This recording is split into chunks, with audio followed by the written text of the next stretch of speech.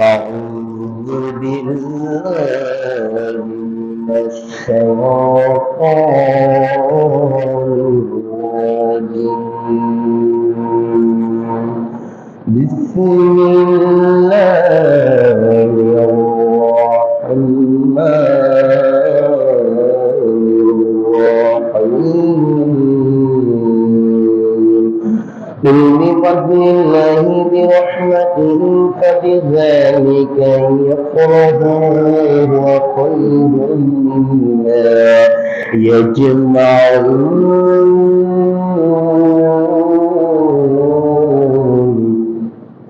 أو قال أيضا إن الله يأمر بالعدل والإحسان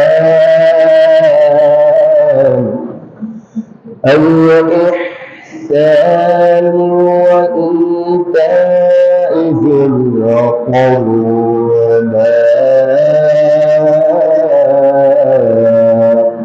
وينهى عن الفحشاء والمنكر والبغي يعظكم لعلكم يتذكرون. صدق الله العظيم.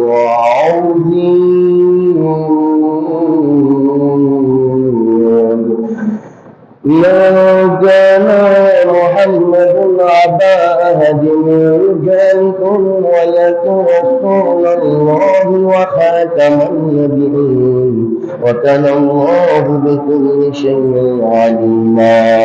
إن الله وملائكته يصلون على النبي يا أيها الذين آمنوا صلوا عليه وسلموا تسليما.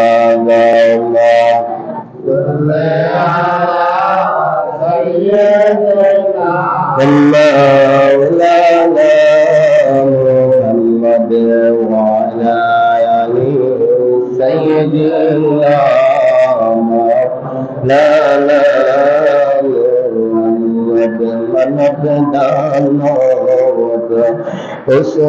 পাখি 18,000 মখলুকাত নবীজির দৌলত খোদার তসবিহ করন তারা দিবারাত আল্লাহুম্মা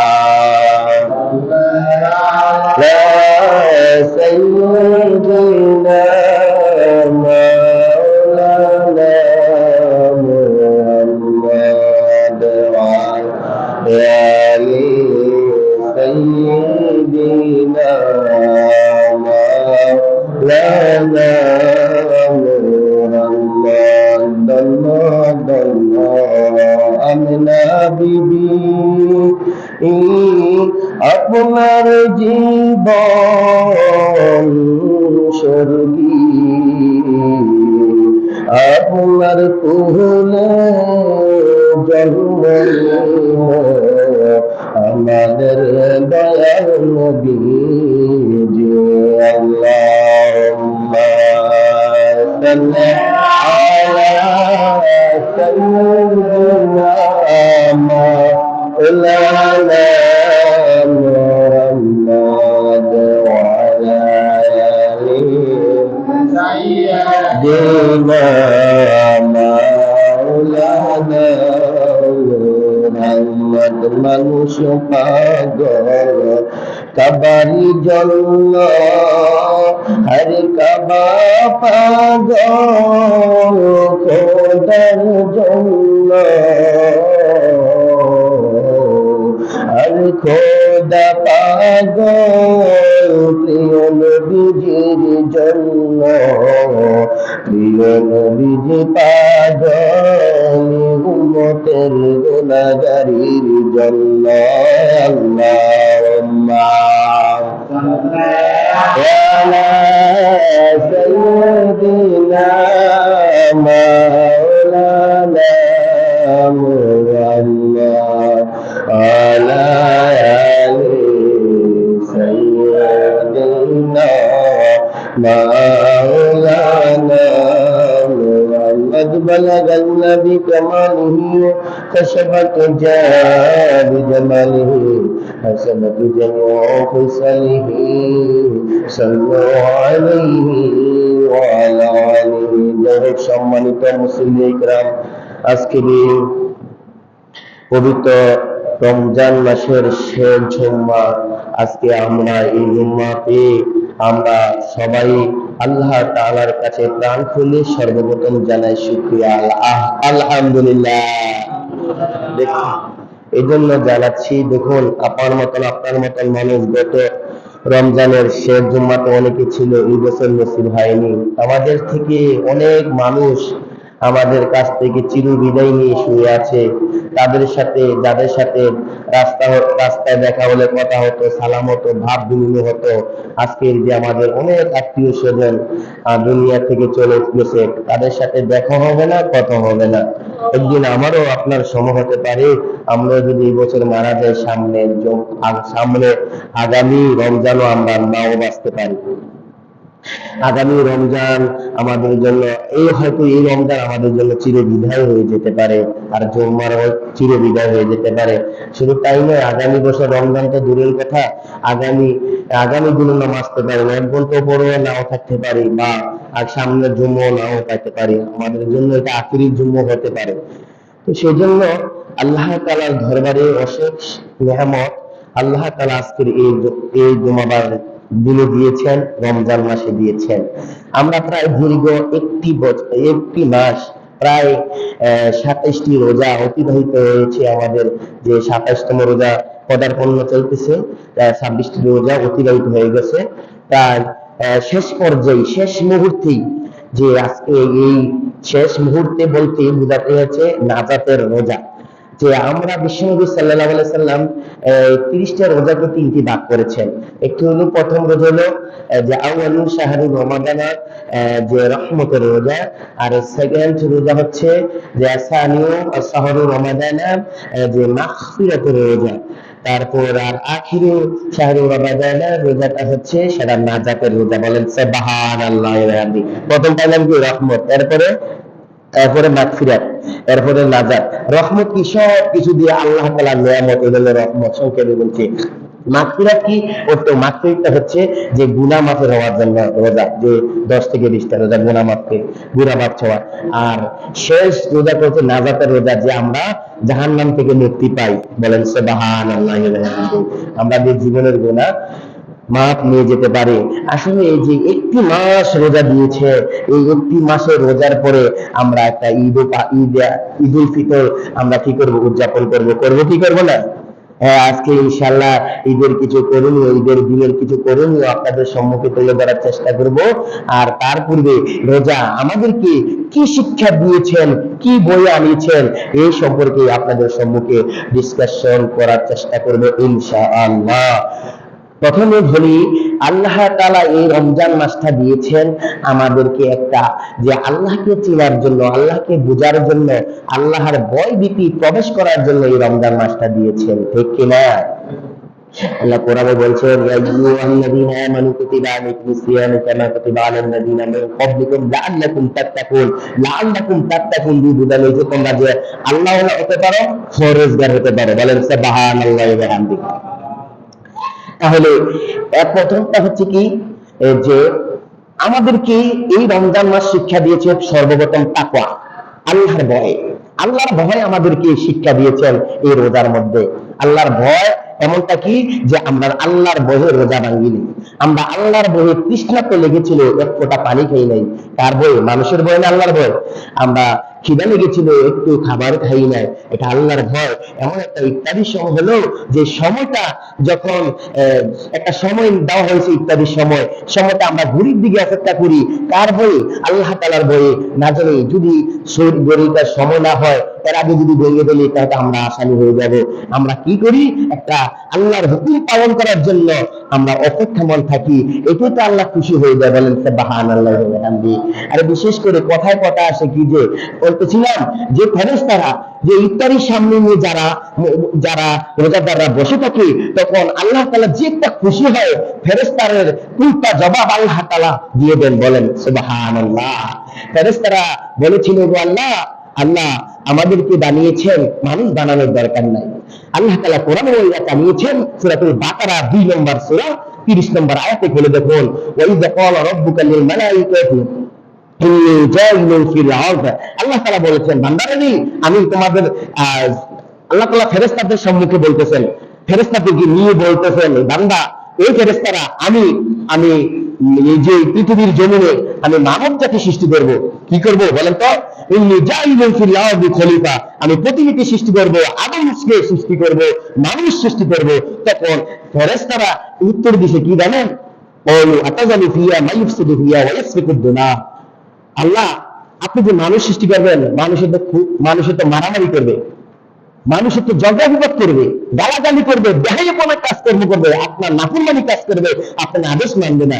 শুধু তাই নয়, এর মধ্যে সীমাবদ্ধ থাকবে না, তারা রক্তপাত করবে, মানুষকে মেরে ফেলবে, খুন খারাপি করে ফেলবে। আল্লাহ তাআলা বলবেন, ফেরেশতা শোন, দেখ, তুই তো বলেছিলি যে মানুষ না বানানোর জন্য, আজকে দেখ অনেক ধরনের আইটেম ইফতারি নিয়ে বসে আছে, ওই ইফতারি এক ফোঁটা ইফতারি মুখে দেয় না। কার ভয় জানোস? শুধু আমার ভয়। বলেন সুবহানাল্লাহ। আল্লাহ তাআলা গর্ব করেনি করে না, আল্লাহ তাআলা এই উসিলা হয়তো আমাকে আপনাকে জান্নাতের নসিব করে দেন। বলেন সুবহানাল্লাহ।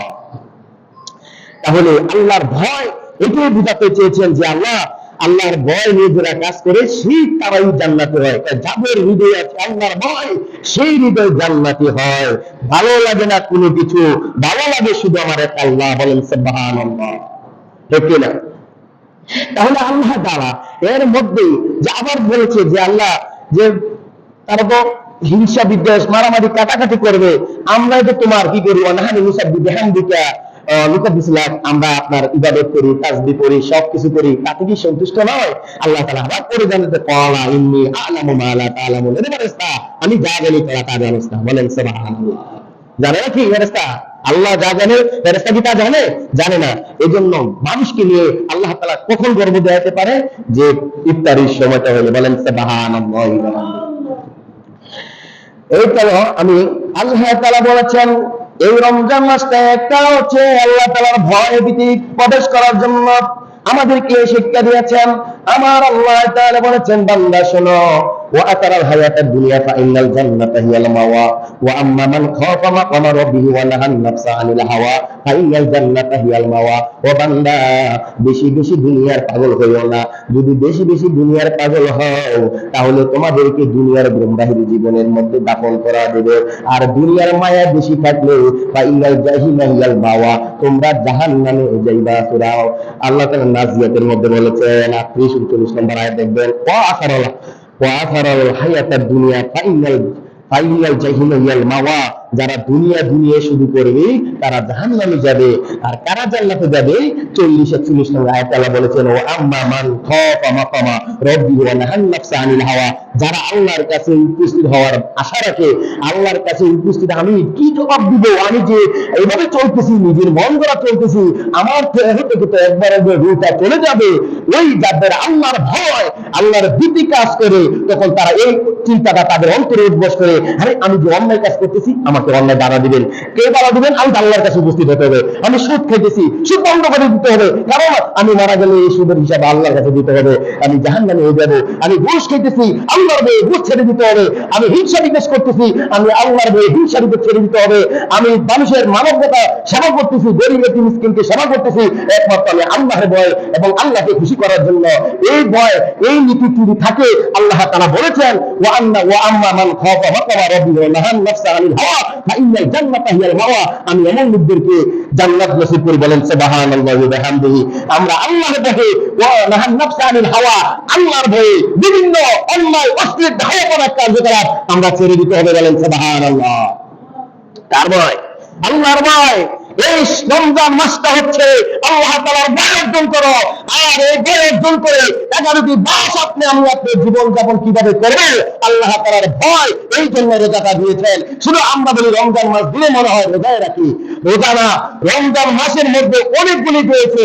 রমজান মাসের এমন একটা শিক্ষা, আল্লাহকে তাকওয়া দেয়, আল্লাহর ভয় ভীতি তৈরি করে, এক। আর 2 নম্বর হচ্ছে আত্মসংযম, আত্মনিয়ন্ত্রণ, সংযম করা। আমাদের শরীরের জাকাত আছে না, এই আমাদের শরীরের জাকাতকে শিক্ষা দেয়, বলেন সুবহানাল্লাহ। আত্মসংযম এবং আত্মনিয়ন্ত্রণ করা হচ্ছে পরিশুদ্ধি, নিজেকে পরিশুদ্ধি করা, নিজেকে পরিশুদ্ধি আমাদেরকে দেয়, যে প্রিয় জীবন, প্রিয় লাইফ আমাদের কি করে দেন, এই রমজান মাস, রোজা মাসটা আসলে আমাদের জীবনটা পিওর করে ফেলে, পরিশুদ্ধ করে ফেলে, পবিত্রতা করে ফেলে, আমাদের নাপাকি দূর করে দেয়, আমাদের গুণাগুলি ঝরিয়ে দেয়। এই রমজান মাসটা এইটা আমাদেরকে শিক্ষা দিয়েছেন, পিওর করে দেয়। আত্মশুদ্ধির মাস এটা। কিসের মাস বলেন তো? আত্মশুদ্ধির মাস।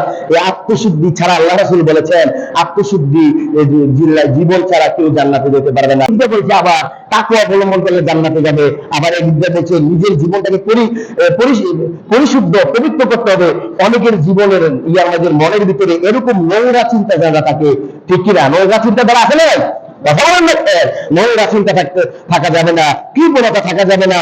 মানুষের প্রতি সদয় থাকতে হবে, ভালোই থাকতে হবে, নরম ব্যবহার করতে হবে, মানুষকে ভালোবাসা ইবাদত, আর মানুষের সাথে মহব্বত তৈরি করা আল্লাহ তাআলার ইবাদত। শুধু নামাজ পড়লাম জান্নাতি হয়ে যাব, মানুষকে ভালোবাসলাম না, মানুষকে দেখতে পারলাম না, হিংসা বিদ্বেষ করলাম, তার একটু ভুল ত্রুটি হলে তাকে ঘৃণা করলাম, তা তো চলবে না। আল্লাহ তাআলা বলছেন, আরে ভান্ডা, মানুষ তো ভুল করি, মানুষ যদি ভুল করে ধরিয়ে দাও, তার কাছে তাকে শিখে দাও, আজকে যদি না ধরিয়ে তার সাথে হিংসা করে রাগারাগি করো, তাহলে তো তোমরা আল্লাহ তাআলা প্রিয় বান্দা হতে পারবে না। এই জন্য পরিশুদ্ধি হচ্ছে মানুষের প্রতি ভালোবাসা, মানুষের প্রতি সহানুভূতি, এবং কি আপনার এই পরিশুদ্ধ জীবন ছাড়া আপনি জান্নাতে হবেন না। 2 নম্বর গেল পরিশুদ্ধির লাইফ আমাদেরকে শিক্ষা দেয়। 3 নম্বরটা হচ্ছে আমাদেরকে শিক্ষা দেয় ধৈর্য। ধৈর্য যেমন আমরা সারাদিন উপবাস থাকি, তৃষ্ণার্ত থাকি, আমরা এটা কি ধৈর্য ছাড়া কি অসম্ভব? রোজাটা কি সম্ভব? ধৈর্য ছাড়া সম্ভব না। আমাদের যে পিপাসা লাগে, এটা আমাদের ধৈর্য আসে বলে আমরা রোজা রাখতে পারতেছি, ঠিক কিনা? এটা বলে ধৈর্য মাস, ধৈর্য শিক্ষা দেয়। শুধু তাই নয়, আমাদের খিদা লাগে, ওই খিদাও আমাদেরকে কি করে দেয়? খিদা নিবারণ আমরা কষ্ট কি করে ধৈর্য ধরে থাকি। খিদা লাগলে আমরা খাবার খাই না, ধৈর্য ধরে থাকি, ঠিক কিনা? শুধু তাই নয়, সারাটা দিন ক্লান্ত হয়ে আসলাম, এত দুর্বল শরীর, এরপর আবার রাত্রে আমরা তারাবি কিয়াম লাইল করি, তারাবির নামাজ আদায় করি, কি করে? ধৈর্য সহকারে, বলেন সুবহানাল্লাহ। এটা আমাদেরকে শিক্ষা দেয় ধৈর্য। আল্লাহ রাসূল বলেছেন, শাহরু রমাদানা সবরু শাহরু রমাদান, সবরু শাহরু রমাদান ওয়া সবরু ওয়া সাওয়াবুল জান্নাহ। এই রমজান মাসটা হলো ধৈর্যের মাস, আর যারা ধৈর্য সহকারে রোজা কি রাখবে এবং ধৈর্য সহকারে ইবাদত করবে, ধৈর্য সহকারে আল্লাহর দেনে থাকবে, তাদের অবশেষে তারা হবেন জান্নাতি, বলেন সুবহানাল্লাহ। তাহলে ধৈর্যের দরকার আছে না নাই? এগুলো 3 নম্বরে ধৈর্য। 1 নম্বরে কি তাকওয়া অবলম্বন, 2 নম্বরে পরিশুদ্ধ জীবন, 3 নম্বরে ধৈর্য ধারণ আমাদেরকে শিক্ষা দেয়। 4 নম্বর লাগতে হচ্ছে আমাদেরকে যে সহানুভূতি এবং ভ্রাতৃত্ববোধ, আমাদেরকে গরিব এতিম মিসকিনদের হক আদায় করার মাস, বলেন সুবহানাল্লাহ। বৈষম্য দূর করার মাস, বলেন সুবহানাল্লাহ। ধনী এবং গরিবের মধ্যে বৈষম্য দূর হয়। কেমন দূর হয়? ধনীরা গরিবদেরকে যাকাত দিলে গরিবদেরকে সচ্ছল হয়, তাদের আর্থিক অবস্থা একটু উন্নত হয়, কি হয় না বলেন তো? এটা আমাদের শিক্ষা দিচ্ছে রমজান মাসে। আমরা ফেতরা দিয়ে মাসে কথা বলেন না কেন? ফেতরা দিয়ে রমজান মাসে এই শিক্ষাটা আমাদেরকে রমজানে দিয়েছে। আমরা কি করি? জাকাত দিই। আমরা ওই রমজান মাসে আমাদেরকে শিক্ষা দিয়েছে। অনেকে জাকাত একেবারে, অনেকে যারা অত্যন্ত গরিব অসহায়, তাদেরকে অনেক টাকা দিতে পারবেন, 1 লাখ 2 লাখ 3 লাখ পর্যন্ত দিতে পারবেন, তাকে ঘরবাড়ির জাকাতের টাকাটা ঘরবাড়িও দিতে পারবেন, কোনো সমস্যা নাই, যারা গরিব। কথা বুঝতে পেরেছেন? আর এমনিতে সবাই দিলে কিছু দিবেন, আর যদি ইচ্ছা করলে একজনকেও দিতে পারবেন। বেশিরভাগ হকদার হলো আত্মীয় স্বজন, বেশিরভাগ হকটা কি? আত্মীয় স্বজন। তাহলে জাকাত, ফিতরা, এগুলি যারা অসহায়, তা জীবনযাপন করে তাদেরকে দিয়ে দেওয়া, এটা আমাদেরকে শিক্ষা দিয়েছেন রমজান মাসে, বলেন সুবহানাল্লাহ। কথা বুঝতে পেরেছেন? আরেকটা শুধু বলছে আল্লাহ তাআলা এই শিক্ষাটা দিয়েছেন, বান্দা ও দরিদ্র শোনো, তাদের খিদা দিয়ে কি কত কষ্ট, তাদের যন্ত্রণা দিয়ে কত কষ্ট, রমজান মাস আসলে বোঝা যায় কি পানির পিপাসা কি দাম, আর তাদের খিদার কি দাম। কথা বুঝতে পেরেছেন? এইটা যে অনুভব করার জন্য, দরিদ্র অনুভব করার জন্য, যে গরিবরা আবার এদের মাসের সময় তো একবেলা খাবার পাইলে 2 বেলা খাবার পায় না, 2 বেলা খাবার পাইলে 1 বেলা খাবার পায় না। দেখো অন্যান্য গরিব লোকেরা যে তারা অনেক সময় উপাস থাকে, আজকে তুমি ধনী মানুষ রোজা রেখে যে খিদার কারণে যে কষ্ট পাইতেছো, তারা সবসময় কষ্টটা পায়। এই তাদের কষ্টটা বুঝার জন্য, তাদের কষ্টটা আমরা ধরে চিন্তা করার জন্য এই রমজান মাসটা দিয়েছেন, বলেন সুবহানাল্লাহ। কথা বুঝতে পেরেছেন? যে আমরা গরিব অসহায় মানুষের দুঃখ বুঝতে পারি এবং কষ্ট বুঝতে পারি, যে কিভাবে কত কষ্ট, তৃষ্ণা যে কত কষ্ট, এই শিক্ষা রমজান আমাদেরকে দিয়েছে। বলেন সুবহানাল্লাহি ওয়া বিহামদিহি। 5 নম্বর শিক্ষাটা দিয়েছে, ওই শিক্ষাটা যে ভ্রাতৃত্ববোধ, যে মানুষের সাথে সহানুভূতি এবং মহব্বত নিয়ে একত্রে বসবাস করার শিক্ষা আমাদেরকে দিয়েছে। যখন আমরা ঈদ আসলে আমরা সব হিংসা বিদ্বেষ ভুলে যাই, কি যাই না? কথা বলেন না কেন? ঈদ যখন আসে তখন আমরা মুসলমানের সাথে মুসাফাহ করি, কোলাকুলি করি, কর্মজন করি, কি করি না? এটা কি? এটা আমাদেরকে রোজা শিক্ষা দিয়েছে, ঈদটা শিক্ষা দিয়েছে। এটা বলছেন পারিবারিক সমস্যা, সামাজিক সমস্যা এবং রাষ্ট্রের সমস্যা বেড়াবে দূর হয়ে সবাই, সকল মানুষ একত্রিত হবে। আত্মীয় স্বজন, আপনাদের অনেকের ছেলেটাকে ডাকা গ্রামে আসবে, আপনাদের সাথে ঈদ করবে, ঠিক না? আপনাদের বাবা মামা একসাথে ঈদ করবে এবং আত্মীয় স্বজন আসলে তারা একসাথে ঈদ করবে এবং বেড়াতে যাবে ঈদের পরে। এটাকে আল্লাহ তাআলা যে একটা মাধ্যম, যোগাযোগের কমিউনিকেশন একটা মাধ্যম তৈরি করে দিয়েছেন। বলেন সুবহানাল্লাহি ওয়া বিহামদিহি। তাহলে রমজান মাসটা আমরা প্রথমে কি পাইলাম বলেন তো? এক হলো তাকওয়া অবলম্বন, 2 নম্বরে পরিস্থিতি, 3 নম্বরে হচ্ছে ধৈর্যের মাস, 4 নম্বরটা হচ্ছে যে আমরা অসহায় মানুষদেরকে সাহায্য সহযোগিতা, আর হচ্ছে 5 নম্বরটা হচ্ছে যে মানুষের সাথে মহব্বত তৈরি করে দেওয়া। এখন আমি ঈদের যে কিছু মাসালা আপনাদের সম্মুখে তুলে ধরার চেষ্টা করব। আল্লাহ তাআলা এই যে ঈদুল আযহা, ঈদুল ফিতর, একটা ঈদ এসেছে, এটা একটা ইতিহাস আছে। যেমন হযরত মুহাম্মদ সাল্লাল্লাহু আলাইহি ওয়াসাল্লাম মক্কা থেকে যখন মদিনায় চলে গেলেন, তখন আউস খাজরাজের মধ্যে দুইটা গ্রুপ ছিল, একটা হলো নওরুজ আর একটা হলো মেহেরজান। আউসরা নওরুজ পালন করতেন, খাউসরা নওরুজ পালন করতেন।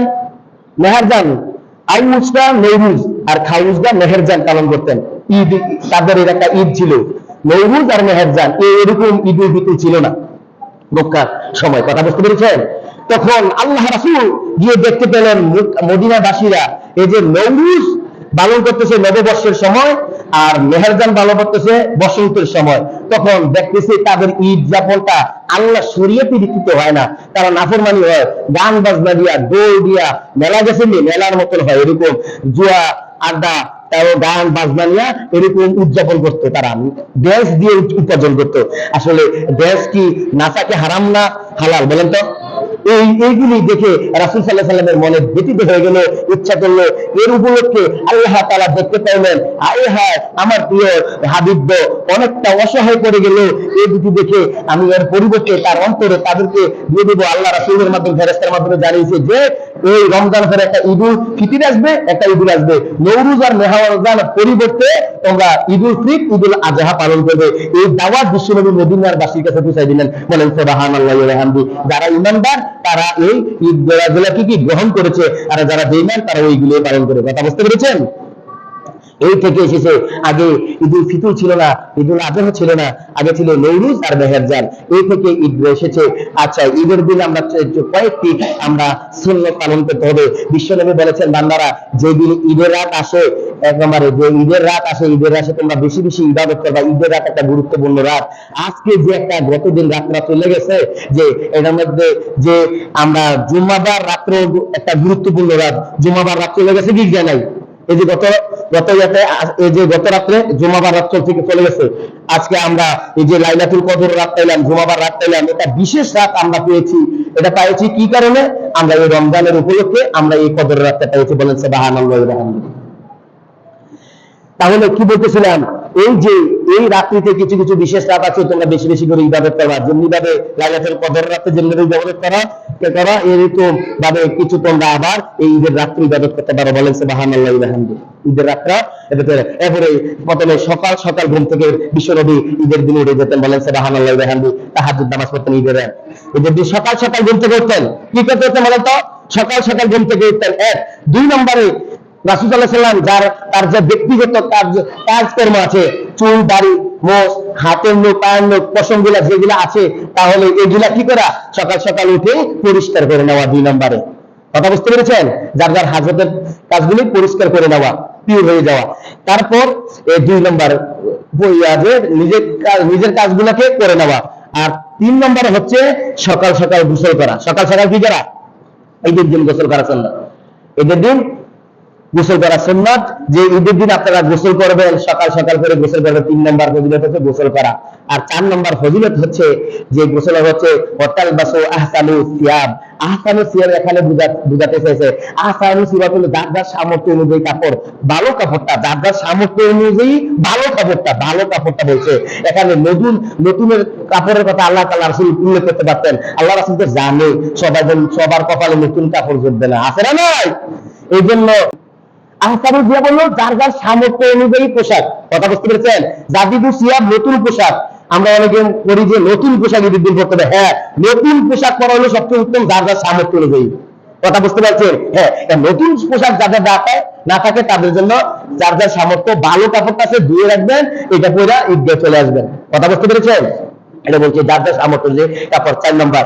আর 5 নম্বরে রাসূল সাল্লাল্লাহু আলাইহি সাল্লাম যে লা তাখরাজুহু ঈদুল ফিতরি ইয়াতাবু, রাসূল সাল্লাল্লাহু আলাইহি সাল্লাম কোনো কিছু খেয়ে বের হতেন, মিষ্টি মুখ করে বের হতেন ঈদুল ফিতরের দিন।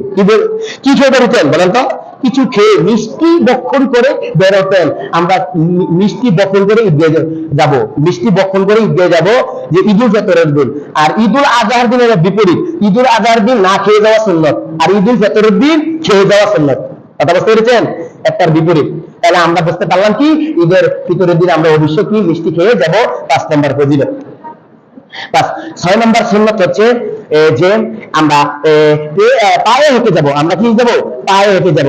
অনেকে গাড়ি ঘোড়া দিয়ে যাওয়ার চেষ্টা করে, দূরে হলে গাড়ি ঘোড়া যেতে পারেন, কিন্তু কাছে হলে হেঁটে যাওয়াটা ভালো। প্রতিটি কদমে কদমে আপনার জন্য নেক লিপিবদ্ধ করে দেখবেন। বলেন সুবহানাল্লাহ। এই জন্য পায়ে হেঁটে বলার কথা বলেছে। কত নম্বরে? 6 নম্বরে পায়ে হেঁটে। 7 নম্বরে কি একা একা যাবেন না আরো আশেপাশে অনেকে ডাকিয়ে নিবেন? একা একা যাওয়ার জন্য বলে নাই وتعرجوا إلى المصلى وتعرجوا إلى المصلى وجبئين وجبوا موال أولادكم তোমরা একা ভাবে যাইবা না ওয়াজিবাহুম ওয়াহিদাতুম তোমরা তোমাদের বন্ধুদেরকে নিয়া, তোমাদের পিতা মাতাদেরকে, তোমাদের মা বাবাদেরকে নিয়া, তোমাদের সন্তানদেরকে নিয়া, তোমাদের ভাই পাড়া প্রতিবেশী আশেপাশের ভাইদেরকে নিয়া তোমরা ঈদগাহে দলে দলে ঈদগাহে যাও। বলেন সুবহানাল্লাহ। মুসল্লা নিয়া দলে দলে ঈদগাহে যাওয়ার জন্য বলছে। দলে দলে ঈদগাহে যাবেন, হেঁটে হেঁটে যাবেন। আর এক রাস্তা দিয়ে যাইতেন। আর 8 নম্বরে সুন্নাত হচ্ছে এক রাস্তা দিয়ে যাইতেন, আরেক রাস্তা দিয়ে আসা হলো সুন্নাত। কথা বুঝতে পেরেছেন? কারণ এক রাস্তা দিয়ে গেলে কারোর সাথে দেখা হবে, আবার অন্য রাস্তা দিয়ে আসলে অন্য আবার আরেকজনের সাথে দেখা হবে, সবার সাথে যে বাদ বিনিময় হয়ে যায় এইটার সুন্নাত রেখেছে কি এক রাস্তা দিয়ে যাইতেন, আরেকটা সাইতেন খোলাফাতুল তরিক। ইদা কানা ইয়াউমুল ঈদুল ফিতরি ঈদুল আযহা খোলাফাতুল তরিক, মানে ঈদুল ফিতর এবং ঈদুল আযহার দিন হেঁটে হেঁটে যেতেন, এক রাস্তা দিয়ে যাইতেন, আরেক রাস্তা দিয়ে আসতেন, রাস্তা পরিবর্তন করতেন। বলেন সুবহানাল্লাহ। সবার সাথে যে দেখা হয়ে যায়। 9 নম্বর সুন্নাত হচ্ছে যে এই যে আপনারা হেঁটে হেঁটে যাবেন, দরবারে যাবেন, তখন মানুষের সাথে সাক্ষাৎ হলে তাকাব্বালাহু মিন্না ওয়া মিনকুম বলতে হবে। আমরা বলি ঈদ মুবারক জানাই, ঈদ মুবারক জানান, ঠিক আছে, উত্তম হচ্ছে তাকাব্বালাহু মিন্না ওয়া মিনকুম। বলেন কি? আর আল্লাহ রাসূল সাহাবারা একসাথে আরেক সাথে দেখা হলে তাকাব্বালাহু মিন্না ওয়া মিনকুম বলতো। আল্লাহ রাসূলের মহব্বত তৈরি করে। বলেন সুবহানাল্লাহি ওয়া বিহামদিহি। তাহলে বা ঈদ মুবারক জানাতে পারেন। তারপরে মুসাফা করেন। 10 নম্বর সুন্নাত হলো মুসাফা করবেন। ইয়াকফিরুল্লাহু লানা ওয়া লাকুম, হাতের মধ্যে মুসাফা। যদি মুসাফা আপনি করে গেলেন তাহলে আপনার জীবনের সগীরা গুনাহ, আপনার সগীরা গুনাহ মাফ হয়ে যাবে। বলেন সুবহানাল্লাহি ওয়া বিহামদিহি। শুধু মুসাফার কারণে, সালামের বিনিময়ের কারণে আপনার যে সমাজের মধ্যে হিংসা আর বিদ্বেষ শত্রুতা আছে, ওই শত্রুতা দূর হয়ে যাবে, হিংসা দূর হয়ে যাবে, বিদ্বেষ দূর হয়ে যাবে, ভালোবাসা তৈরি হবে, মহব্বত তৈরি হবে। এই জন্য মুসাফা করার জন্য বলেছেন, সালাম দেওয়ার কথা বলেছেন। এগুলা সুন্নাত। এগুলা কি বলেন তো? সুন্নাত। 10 নম্বর সুন্নাত। আর 11 নম্বর সুন্নাত হচ্ছে যে রাসূল সাল্লাল্লাহু আলাইহি ওয়াসাল্লাম যখন যাইতেন সবসময় আগারের সামনে কাতা বসতেন, ইমামের পেছনে সামনে কাতারে বসার চেষ্টা করতেন। এখন আমরা ঈদগাহে যাওয়ার পরে পেছনে থাকি অথবা সাইডে থেকে আমরা ঘোরাফেরা, আমরা কি গল্প গুজব করি, ঠিক না? রাসূল সাল্লাল্লাহু আলাইহি ওয়াসাল্লাম গিয়ে বসে তাসবিহ কালামা পড়া শুরু করতেন। কথা বুঝতে পেরেছেন?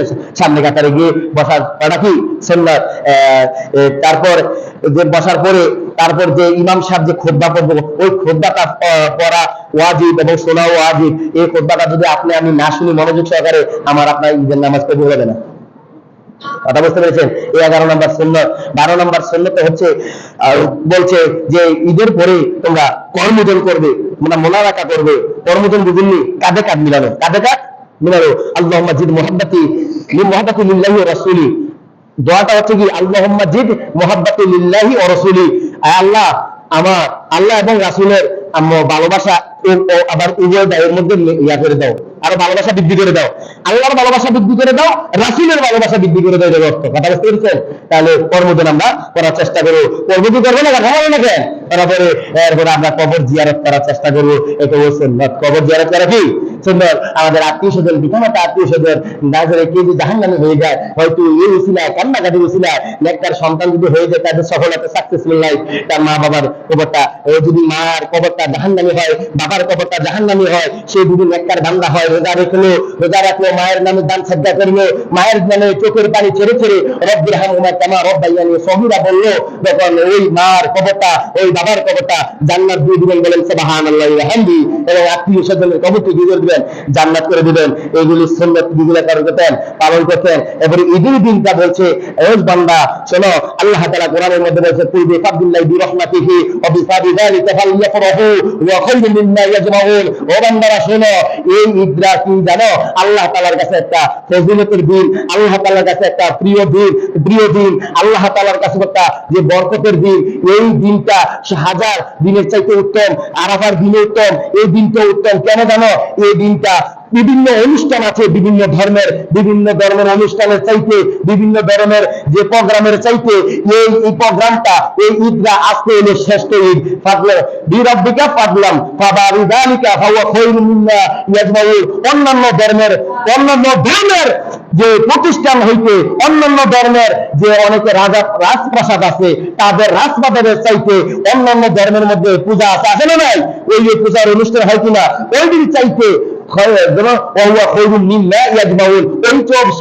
এই ঈদের দিনটা হলো সর্বোচ্চ দিনের ঘোষণাটা স্বয়ং আমার আল্লাহ তাআলা দান করেছেন, বলেন সুবহানাল্লাহি ওয়া বিহামদিহি। ঠিক কিনা? অন্যান্য ধর্মের অনুষ্ঠানের চাইতে এই ঈদের দিনটা হচ্ছে সর্বোত্তম দিন, বলেন সুবহানাল্লাহি ওয়া বিহামদিহি। আবারও বলে আয়াতটা, কুল বিফাদলিল্লাহি ওয়া বিরহমাতিহি ফাবিযালিকা ফালইফরাহু হুয়া খায়রুম মিম্মা ইয়াজমাউন। ও বান্দা, এই দিনটা হলো সবচেয়ে বরকতের দিন, আর এই দিনটা হাজার অন্যান্য ধর্মের অনুষ্ঠানের চাইতে শ্রেষ্ঠ দিন, বলেন সুবহানাল্লাহি ওয়া বিহামদিহি।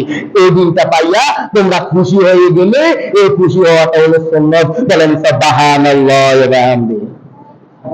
এরপরে এই দিনের মধ্যে তোমরা অনেকে গান বাজনা নিয়ে, দৌড় নিয়ে বের হয়, কিছু এইগুলা করা যাবে না। অনেকে দেখেন ঈদুল আজহা ফিতরে আসে, খেলাধুলা দেয়, দৌড় দিয়া এবং বেল পাতি দেয়, কি দেয় না? আল্লাহ তাআলা তাও জানিয়েছেন, ইন্নাল্লাহা ইয়া'মুরু বিল আদলি ওয়াল ইহসানি ওয়া ইতাযিল কুরবা ওয়া ইয়ানহা আনিল ফাহশাই ওয়াল মুনকার ওয়াল বাগি আল্লাহ তাআলা বলছেন, বান্দারা তোমরা এই দিনের মধ্যে যে তোমরা অশ্লীল বেহায়াপনা কাজ করবা না। কি করবা? ওয়াবিল আদলি, ন্যায় ইনসাফ করবা। যে গরিব এতিম মিসকিনদের যে হকগুলি আছে, এইগুলি আদায় করে দিবা, বলেন সুবহানাল্লাহি ওয়া বিহামদিহি। ন্যায় নীতি বলছেন ইহসান, ও সকল মানুষের প্রতি ভালোবাসা তৈরি করবা। এরপর যদি ইতাজিল করবা, এবং আত্মীয় স্বজন গরিব থাকলে তাদের কাছে হাত দিয়ে পুষিয়ে দেওয়া।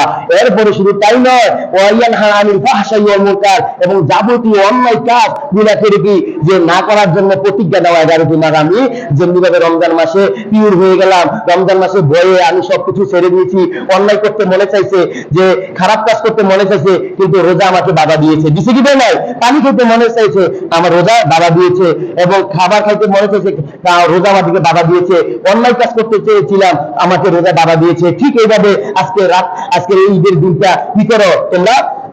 প্রতিজ্ঞা নাও, আমরা এই যে সারাটা বছর আমরা ভালোভাবে উদযাপন করবো আর ভালোভাবে কাটাবো। অন্যায় অশ্লীল কাজ করবো কি? অতকালা বেহাপনা করবো না। এরপরে আরেকটা কথা, যুবকদেরকে লক্ষ্য করে বলছে, কিছু যুবক বেয়াদব থাকবে, মুরব্বীর সাথে বেয়াদবি করবে। আল্লাহ বলছে তোমরা মুরব্বীদের সাথে, যারা সম্মানজনক লোক, তাদের সাথে বেয়াদবি করবে না। তাদের সাথে কি করবে না? বেয়াদবি করবে না।